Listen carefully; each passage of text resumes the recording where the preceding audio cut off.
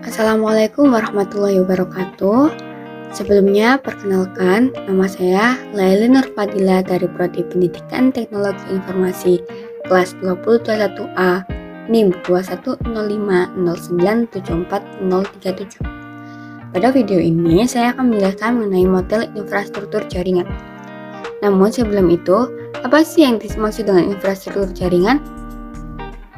Infrastruktur jaringan adalah sebuah kumpulan dari sistem komputer yang saling berhubungan satu sama lain, dihubungkan oleh berbagai macam bagian dari sebuah arsitektur telekomunikasi. Infrastruktur dapat berupa infrastruktur terbuka dan infrastruktur tertutup. Contoh dari infrastruktur terbuka adalah internet, sedangkan contoh dari infrastruktur tertutup adalah private internet. Mereka dapat beroperasi melalui media transmisi koneksi jaringan kabel atau jaringan wireless atau kombinasi antara keduanya. Bentuk paling sederhana dari infrastruktur jaringan biasanya terdiri dari satu atau dua bahkan lebih komputer, sebuah jaringan atau koneksi internet, sebuah hub yang menghubungkan komputer yang satu dengan komputer lainnya sampai dengan komputer terhubung dengan komputer lainnya atau sistem jaringan yang bisa hubung dengan sistem jaringan lainnya. Lalu, jenis-jenis jaringan komputer. Yang pertama ada PAN, Personal Area Network. Jenis jaringan ini mencakup wilayah yang lebih kecil, contoh kantor dan rumah. Biasanya banyak digunakan hanya untuk keperluan internet serta printer, dan tidak memerlukan research yang besar untuk menggunakan jaringan PAN. Yang kedua ada CAN, Campus Area Network. Jaringan CAN dapat dibilang memiliki kesamaan dengan MAN, namun lebih terbatas dalam ruang lingkup kampus atau akademisi. Untuk jaringan ini lebih banyak digunakan untuk keperluan praktek lab, email, baron kelas, dan lain sebagainya. Yang ketiga ada LAN, Local Area Network. Jaringan LAN berfungsi untuk menghubungkan perangkat jaringan dalam kondisi jangkauan yang relatif kecil. Contoh penerapan jaringan LAN yaitu sistem jaringan pada sekolah, kantor, maupun rumah. Banyak orang yang cenderung menggunakan konektivitas tertentu, terutama pada token ring dan Ethernet. Selain itu, LAN juga menyediakan teknologi jaringan wireless dengan menggunakan Wi-Fi dan lebih dikenal dengan WLAN, WLAN, Wireless Local Area Network. Untuk jenis jaringan komputer yang keempat yaitu MAN, Metropolitan Area Network. MAN adalah jaringan yang menghubungkan antara satu perangkat komputer dengan perangkat yang lain dalam ruang lingkup kota pada jaringan yang sama.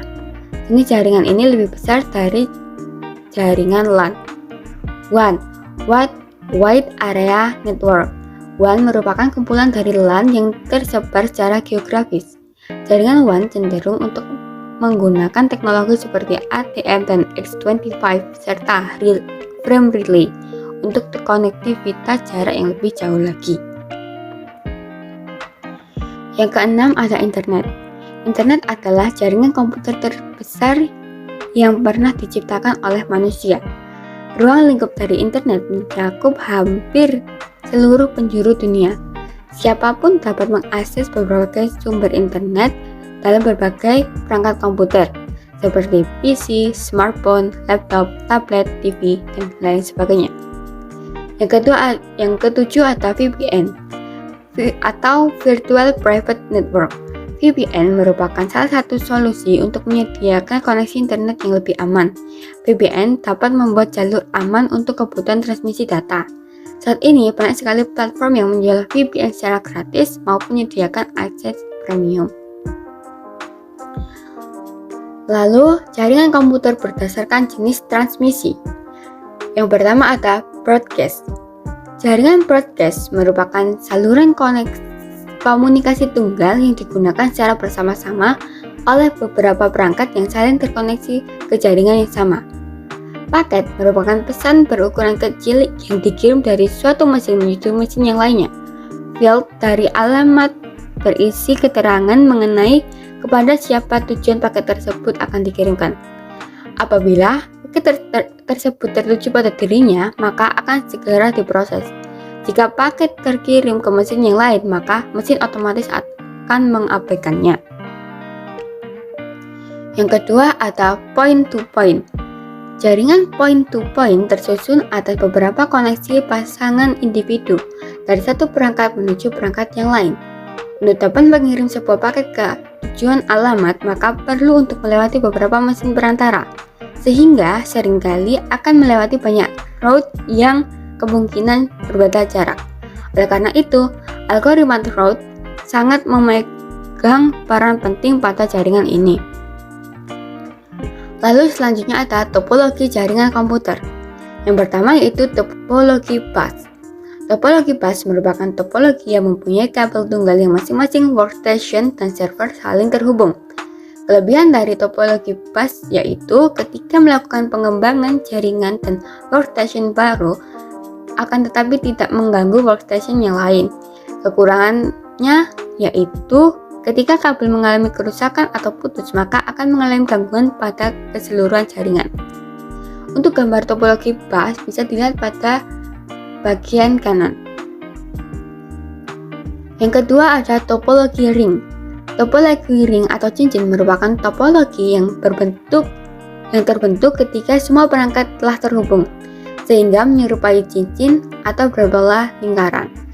Jadi, setiap workstation akan menerima informasi dari satu perangkat ke perangkat lain. Kelebihan dari topologi ini adalah tidak akan terjadi collision atau tabrakan antar data.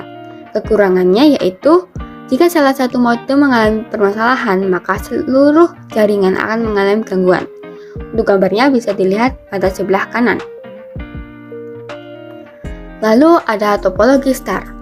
Topologi star atau bintang merupakan topologi yang masing-masing workstation memiliki jalur yang terhubung langsung dengan server atau hub. Kelebihan dari topologi ini adalah jika salah satu workstation mengalami gangguan, maka tidak semua jaringan akan mengalami hal yang sama. Namun, kelemahannya adalah membutuhkan biaya yang besar karena membutuhkan sumber daya kabel yang banyak. Lalu yang keempat adalah topologi tree, merupakan gabungan dari topologi star dan bus. Topologi jaringan ini menyerupai bentuk akar pohon yang dapat dibilang hanya perangkat hub saja yang terhubung dengan menuju hub bus pohon. Dan setiap hub berfungsi sebagai akar dari pohon. Kelebihan dan kekurangan dari topologi tree sama dengan topologi bus dan star. Namun, dengan menggunakan jaringan pohon ini, hybrid mendukung adanya perluasan jaringan yang lebih baik. Untuk gambar bisa dilihat pada sebelah kanan. Selanjutnya, topologi mesh. Topologi mesh sering dipakai ketika terdapat suatu kondisi di mana tidak adanya hubungan komunikasi yang terputus secara absolut antara node dalam sebuah jaringan komputer. Antara perangkat akan terhubung secara langsung selama masih dalam jaringan yang sama. Kelebihan dari topologi mesh adalah komunikasi antar komputer yang lebih cepat, serta keamanan yang lebih terjamin. Kekurangan dari topologi mesh adalah memerlukan biaya yang lebih besar dalam penyediaan kabel. Selanjutnya ada macam-macam perangkat jaringan komputer. Yang pertama ada server. Berfungsi sebagai media untuk menyimpan informasi serta mengelola jaringan komputer. Yang kedua, NIC. Digunakan supaya komputer dapat terhubung dengan jaringan. Yang ketiga, kabel jaringan. Untuk menghubungkan satu perangkat dengan perangkat yang lainnya. Yang keempat, route.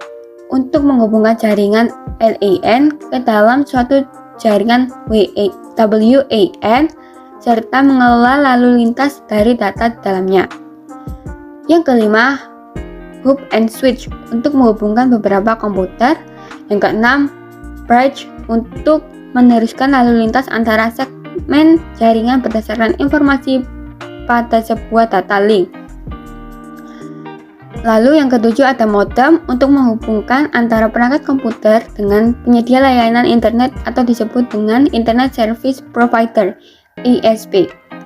Yang kedelapan ada repeater untuk memperkuat dan meregenerasi jaringan dan sinyal yang masuk.